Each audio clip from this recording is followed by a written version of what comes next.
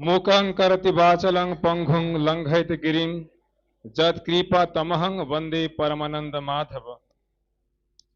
পরম প্রেম শ্রী শ্রী ঠাকুর অনুকূল চন্দ্র জগৎ জননী শ্রী শ্রী বড়মা তিন যুগের অমর ভক্ত শ্রেষ্ঠ পরম পূজ্যবাদ শ্রী শ্রী বড়দা বর্তমান সৎসঙ্গের আচার্যদেব পরম পূজ্যবাদ শ্রী শ্রী দাদার শ্রীচরণে কোটি কোটি প্রণাম জানাই। আজকে সৎসঙ্গে উপস্থিত ঋত্বিক মহোদয়, পাঞ্জাধারী কর্মীগণ, ভাইরা, মা মাসি বোন, সকলকে আমার জয়গুরু। আপনারা এখন একটা সুন্দর কীর্তন শুনলেন। শুধু লক্ষ্মীর জয় হবে না পৃথিবীতে, শুধু নারায়ণের জয় হবে না। শুধু নারায়ণের জয় দিলে লক্ষ্মী কোথাও যেন মানে ছাড়া পড়ে যায়। আর শুধু যদি আপনি লক্ষ্মী জয় দেন, লক্ষ্মীর জয় লক্ষ্মী তো ছাড়া দেবে না, লক্ষ্মী সামনে আসবে না, লক্ষ্মী উল্টো পালিয়ে যাবে। কেন কি? লক্ষ্মী মনে করবে কি, আরে আমি যাকে জীবন স্বামী মনে করি, যে আমার এই প্রত্যেকটা শ্বাস প্রশ্বাসে নিঃশ্বাসে যাকে ছাড়া আমি বাঁচতে পারি না, সে নারায়ণের জয় যদি না হয়, তবে লক্ষ্মীর জয়টা কোথা থেকে আসবে? লক্ষ্মীর জয়কে লক্ষ্মী সন্তুষ্ট হবে? আজকে আমরা দেখছি যে পবিত্র শ্রাবণ মাস চলছে, জগৎ জননী বড় মায়ের এই জন্ম মাস। হ্যাঁ, এক মানে বিশাল বর্ষার ঝর্ণা ধারার মধ্যে মানে জগৎ জননী বড় মা সে এখান থেকে সহস্র সহস্র কিলোমিটার দূর বাংলাদেশে জন্মগ্রহণ করেছিলেন। সেই কোন গ্রামে? গাড়াদোহানা কি গ্রামে বলে। হ্যাঁ, এমনি তো জন্ম হয় নাই, বর্ষার ঝর্ণা ধারায় মানে টলমল সে বাংলাদেশে নদী মানে গাং সব জলে মানে ভর্তি থাকতো। হ্যাঁ, ঘরের দুয়ারে মাছ এসে মানে এই করতো, শুনতাম আমার এইসব ঘটনাগুলো। আর সেই সময় বড় মা সেখানে জন্মগ্রহণ করেন। জগৎ লক্ষ্মী, লক্ষ্মী তো একা আসে না, নারায়ণ সঙ্গে আসে। নারায়ণের লীলাকে পরিপূর্ণ করতে মানে এই যুগে যুগে লক্ষ্মী আবির্ভূত হয়। कभी सीता बन के, कभी सावित्री बन के, कभी राधा रानी बन के, हैं, कभी जय दुर्गा बन के भगवान शिव के जीवन को परिपूर्ण करने के लिए। ठीक है ना, भगवती दुर्गा बोलो, जय दुर्गा बोलो, माँ बासंती बोलो, माँ मनसा बोलो, चंडिका बोलो, हमेशा भगवान शिव को, महादेव को, देवों का देव महादेव उनके जीवन को पूर्ण करने के लिए, उनको लीला को पूर्ण करने के लिए आते हैं। सब्जी कितना भी सुंदर बनाइए आप, जब तक नमक नहीं डालोगे सब फीका है। আপনি এমনি বাদাম খান চিবিয়ে, খুব ভালো লাগে না? চিনে বাদাম চিবিয়ে খান, ভালো লাগে। কাঁচা শশা খান, ভালো লাগে। কাঁচা মূলো খান, ভালো লাগে। এই সবগুলো মিশে সবজি রান্না করেন দেখি, গরম মশলা সব দেন, দেখেন ওই ডালচিনি চিবিয়ে খেতে খুব ভালো লাগে কিন্তু। হ্যাঁ, কিন্তু সবগুলো মিশে একটা সবজি রান্ধেন আর লবণ দেবেন না, সব আলুনি লাগবে। বাদামের স্বাদও পাবেন না, দালচিনির স্বাদও পাবেন না, সবজির স্বাদও পাবেন না। তদ্রূপ তিনি হাজার লীলা করেন না কেন এই জগতে, যতক্ষণ পর্যন্ত সেই লক্ষ্মীর আবির্ভাব না হয় জগতে, তার লীলাটা অধুরা, আধা অধুরা, অপরিপূর্ণ रहता है। হ্যাঁ, মনে করলাম অন্য একটা বিষয় নিয়ে আজকে আলোচনা করব, কিন্তু এই যে আমার এই কাকিমা একটা সুন্দর গান করলেন, জয় দে অনুকূলের জয়, জয় দে বড় মার জয়। হ্যাঁ, সত্যি মানে অনুকূলের জয় যদি হয়, বড় মা জয় হবে। বড় মা জয় হলে সে অনুকূলের জয় হবে। টাকা রিপিট ওপিট, এককে বাদ দিয়ে অপরকে বড় করতে পারবেন না। এককে খাটো করলে যে তিনিও খাটো হয়ে যায়, বা তাকে যদি আমি খাটো করি তবে ইনিও যে খাটো হয়ে যায়, সেটা আমরা বুঝতে পারি না। দেখেন, বড় মাকে চেনা অত সহজ না। তিনি রাশভারী, আমরা বলি রাশভারী মানেটা কি?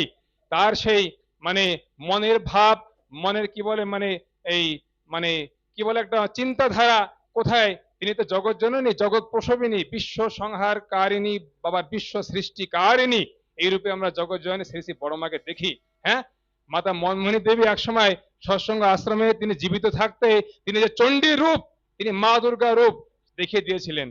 কিছু মুসলমানরা আর আশ্রম বিদ্বেষীরা, সৎসঙ্গী বিদ্বেষীরা, আততায়ীরা, মানে আজকের ভাষায় বলে আতঙ্কবাদী, সৎসঙ্গ আশ্রমকে ধ্বংস করার জন্য একসঙ্গে অনেক লাঠি ফাটি নিয়ে মানে এসেছিল হামলা করতে। বাচ্চা কাচ্চা নিয়ে সেই মায়েরা সেই আমাদের মানে আশ্রম কেবল মানে কি বলে একটা যেমন এই মানে মানে কি বলে আগের সময় ছিল, মানে আশ্রমটা কেবল শুরু হয়েছিল। হ্যাঁ, তখন কি করবে? নিজের ত্রাহিমাম ত্রাহিমাম করতে করতে প্রাণ রক্ষার কাতরে সবাই ভাগতে থাকে, পালাতে থাকে। আর সেই সময় পরম প্রেমময় ঠাকুরের মাতা দেবী মনমোহিনী দেবী সম্মুখে এসে, হ্যাঁ, কি দেখেন তো ফটো দেখেন না সব জায়গায়, মার কি বেশ, কি পরিধান করে আছেন, তার কোলে দেখি ঠাকুর অনুকূল চন্দ্র কত সুন্দর শুয়ে আছেন মাথা। হ্যাঁ, মানে সেই মনে হয় কি সেই মা দুর্গার কোলে তার সন্তান কার্তিক বা গণেশ শুয়ে আছেন, এই ধরনের মূর্তি আমরা দেখতে পাই, মনটা ভরে ওঠে ওইটা দেখলে। মানে ওই ফটোর সামনে এই পৃথিবীর সমস্ত ফটো মানে কি ফিকা, বিনা নমক কা সবজি ফিকা। ওই ফটোর সামনের জন্য জগতে সবকিছু ফিকা দেখায়। এখন মাতা মনমোহিনী দেবী এই রণচণ্ডী রূপ ধরে মানে এই আঁচল মাজায় গুজে বলছে, এ কে আসবি হাতে লাঠি নিয়ে। মার সেই মানে ধীর গম্ভীরা রূপ দেখে সমস্ত আততায় ভয়তে পালায়। এই ছিলেন মনমোহিনী দেবী। তার এক হুঙ্কার নাদে কম্পন সৃষ্টি হয় মাটিতে, সে কম্পনে সে হাজার হাজার সে আততায়ীরা মাঠ ছেড়ে পালায়। সৎসঙ্গ আশ্রমের দিকে আর নজরে কেউ সেদিন থেকে তাকায়নি। মার হাতে প্রসাদ পাওয়া মানেটা কি? আমরা আজকে সৎসঙ্গ আশ্রমে দেখি না যে এই কেউ যদি মাথায় হাত দিয়ে আশা দেব আমার জীবনটা ধন্য হয়ে গেল। আসলে ধন্য তো সত্যি আমাদের জীবনে भाग्य भाग्य लगता है। आचार्य देव किसी के सर में हाथ रख दिए, हमारे बिहारी भाई आए हैं सत्संग में, ठाकुर जी किसी के सर में हाथ फेरते थे, श्री श्री पितृदेव किसी के सर में हाथ फेरते थे, मानो उसका जीवन धन्य हो गया, उसका शत जन्म का पाप खुल गया। ऐसा लोग सोचते थे उस समय, नहीं क्या? जगत जननी श्री श्री बड़ মা को मिलने आए थे। একটু ধ্যান দিয়ে শুনবেন সবাই দয়া করে। এক ভক্তের কাহিনী বলছে। ছোট কি হয় আমরা দেখতে পাই, এক ভক্ত তিনি ঠাকুরকে চিনতেন, ঠাকুর যে বিয়ে করেছে, ঠাকুরের যে ধর্মপত্নী আছে সেটা সে ভুলে গেছিল। मने को तो हमार भगवान शुद्ध ठाकुर, मेरा भगवान सिर्फ ठाकुर है। ठाकुर जी का भी कोई धर्म पत्नी थी जो हमारे जगत जननी बड़मा के रूप में, वो भक्त भूल गया था। ठाकुर जी से मिलने की जो एक कामना, एक पवित्र कामना मन में लिए वो चला गया था उस समय पबना में। अब पबना में ठाकुर जी बैठे हैं, हजारों भक्त सम्मुख में आए हैं, दर्शन प्रणाम कर रहे हैं, ठाकुर जी से निवेदन कर रहे हैं, समस्या का समाधान पाकर वहां से प्रफुल्लित मन से विदाई ले रहे हैं। এখন एहन समय, उस समय में क्या हुआ था, एक भक्त गए थे, बहुत ही मतलब गरीब थे उस समय की परिस्थिति, लड़ते गिरते उठते बैठते वो चले गए देवघर में।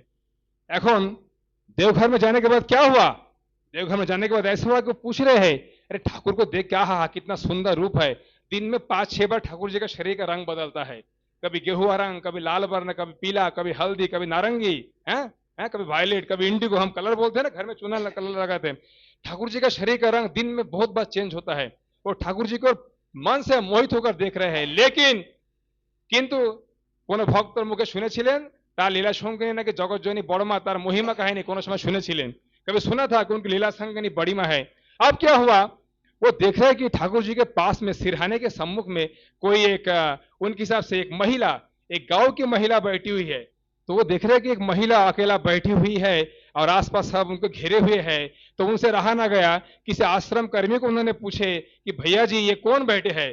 बोले क्यों, तुम जानते नहीं हो क्या, दुनिया की मालकिन, दुनिया को रचने वाली, दुनिया को बनाने वाली, सृष्टि स्थिति जिसके हाथों में है, दुनिया का संहार करना, दुनिया को गढ़ना, जन्म देना, हजार हजार जीवन को जीवन देने वाली जगत जननी बड़म है। क्या बोल रहे हैं, ताजुब की बात है।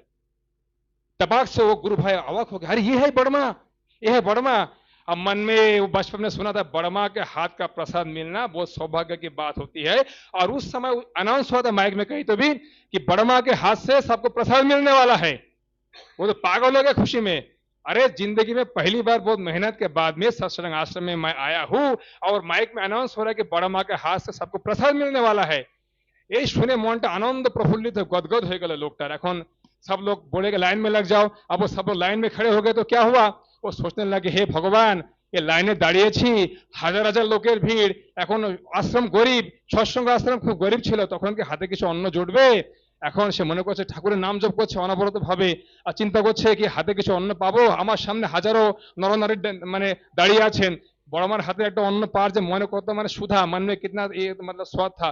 এখন কি হলো, এখানে অবস্থায় চোখ বন্ধ করে আপন মনে নাম নাম নাম নাম সুমিরন করে চলেছে সে গুরু ভাইটা। হঠাৎ কি হলো, বড়মার কাছ থেকে একটা সেবক এসে বলছে দাদা চোখ খুলুন, ওনার ঘাড়ে হাত দিয়ে চোখ খুলুন।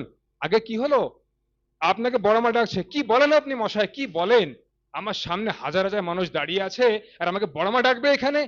হ্যাঁ, এখন তখন দেখছে চোখ মেলে সত্যি দুই সাইডে লাইনটা ফাঁক হয়ে যায় আর মাঝখানে বিস্তৃত জায়গা, সেখান থেকে হেঁটে হেঁটে বড়মার সম্মুখে যান। বড়মা আগের থেকে বলে না ধামাই সেই ভাত সবজি মাখানো ডাল মাখানো এক মুঠ ধরে আছেন। এই শিগগিরি শিগগিরি পাশে পাশে হাত পাত হাত পাত হাত পাত হাত পাতার সঙ্গে সঙ্গে এই নে শিগগিরি খা গালে দে গালে দে, চট করে কপালে ছোঁয়া এনে খেয়ে নেন, হাতটা ধুয়ে পেল হাতটা ধুয়ে পেল, হাসতে হাসতে কাঁদতে কাঁদতে ওখান থেকে বাড়ি চলেছে। এই হলো তার জীবনে সে বড়মার শ্রীহস্তে সেই অন্ন ভোগ প্রাপ্ত হওয়া। সে ভক্ত কে ছিলেন? শ্রদ্ধা ননীগোপাল চক্রবর্তী দা। জয় গুরু।